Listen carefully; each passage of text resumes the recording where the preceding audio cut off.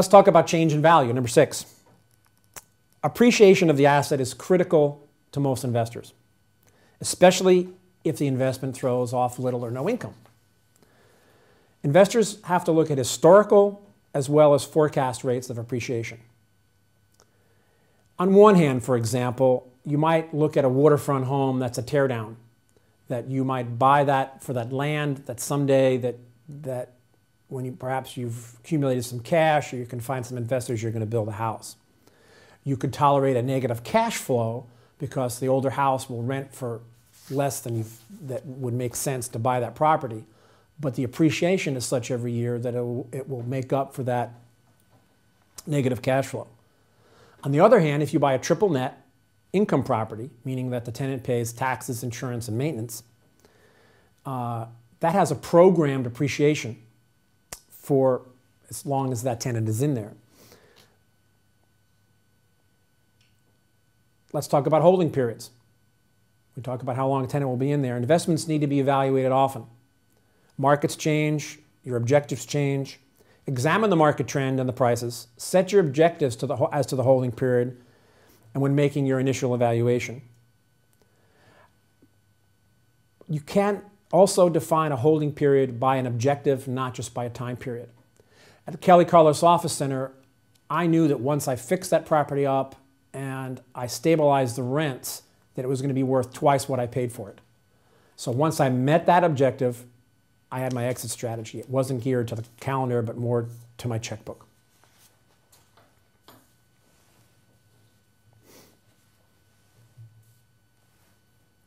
Let me talk about mistakes that investors make. Somehow I got this to 10. It's not an all-inclusive list, but many of these mistakes are mistakes that I made. Some are from others. But remember, it's much easier to learn from your mistakes than your successes. Number 1, not performing a due diligence. This means on the property as well as the market. Before you begin to even look at a property, look at an area, look at trends, look at what's happening around the community, and even extend outside your community. A good real estate broker can help you do this. If you're not familiar with a market, interview a number of commercial as well as residential brokers. Look for real estate investment clubs to attend. Kind of get the pulse of what's going on in that market.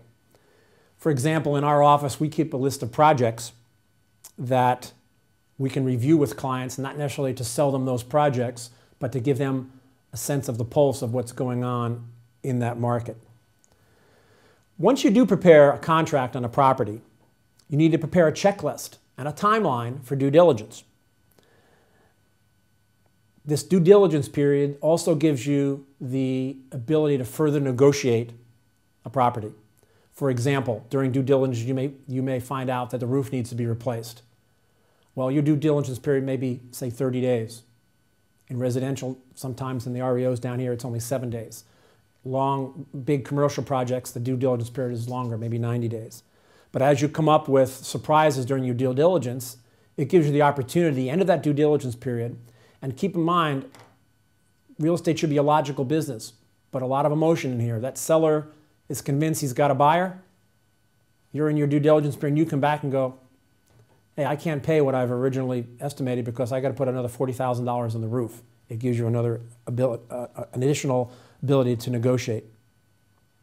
You should inspect environmental situations, zoning, know what your exit strategy is before you can use your due diligence period to find new tenants, to establish what the income of the property should be.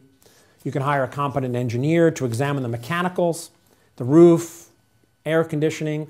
The big components generally are structural, air conditioning, plumbing.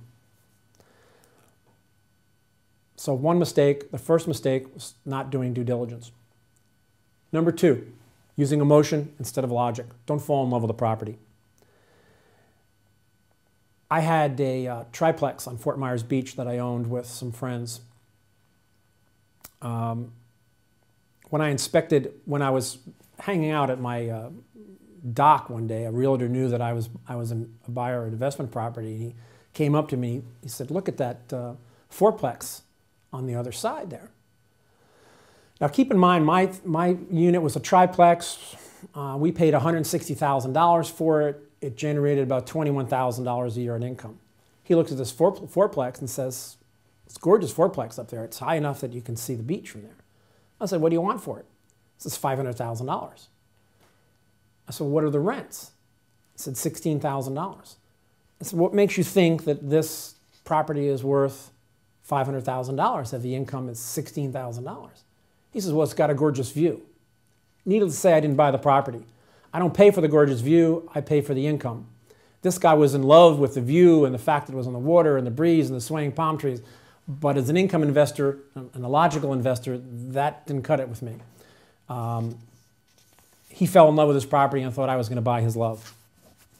Number 3, another mistake is underestimating the cost for improvements and upkeep.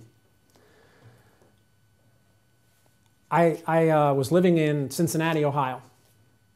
Realtor called me and said, I've got a gorgeous house in Wyoming. It's a suburb of Cincinnati. You can only come see it Sunday. This was maybe on a Tuesday or Wednesday. The bank owns it, and they're letting people in at 12 o'clock. You can't come in before 12. Of course, I drive by. It was a house, that, by the way, that needed a lot of work. 7,000 square feet, 2 kitchens, 2 stairways, acre and a half, pond, overgrown, windows are steel, bad shape, slate roof. When I got there, they were only letting in 5 people at a time. There was a line. And on the back porch, the banker was sitting there consulting with potential buyers. I went through and with a clipboard, and I made a list of everything that I thought needed to be done on that property. New roof, new heater, all new windows, all new ceilings, new kitchens, new bathrooms. My list was rather extensive. I decided not to make an offer on that property because there were so many other offers. 90 days later, my realtor called me, approximately 90 days later. She said, Greg, that house in Wyoming is still available. There were 3 offers on it the day you saw it, but all of them fell apart during due diligence. Are you still interested? As a matter of fact, I believe a week later I was to come down to Fort Myers on vacation. I said, yeah, I'm still interested. Let me go through it one more time. I increased my list of things that need to be done.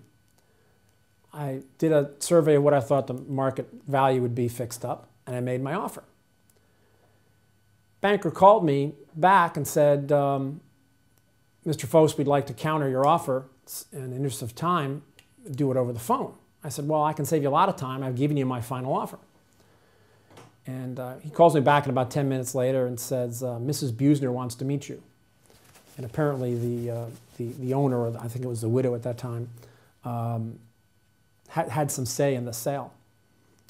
And I went to go see her with my 2 kids, and we eventually bought the house.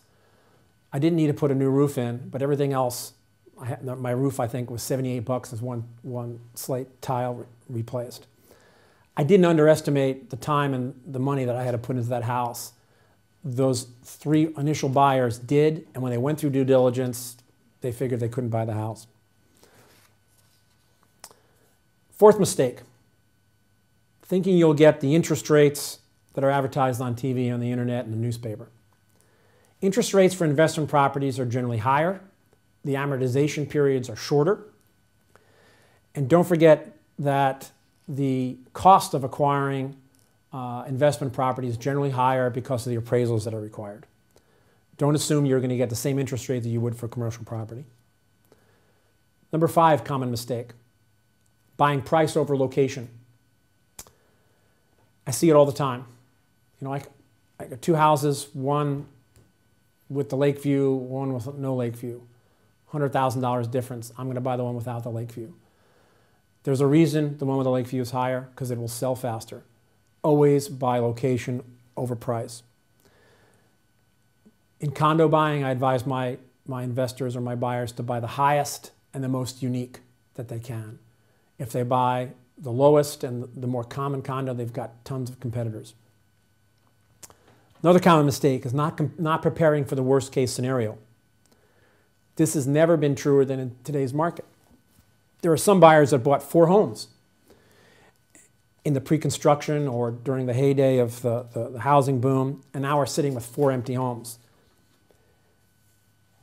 I always tell my clients, if you can sleep with the worst case scenario, then the deal's okay.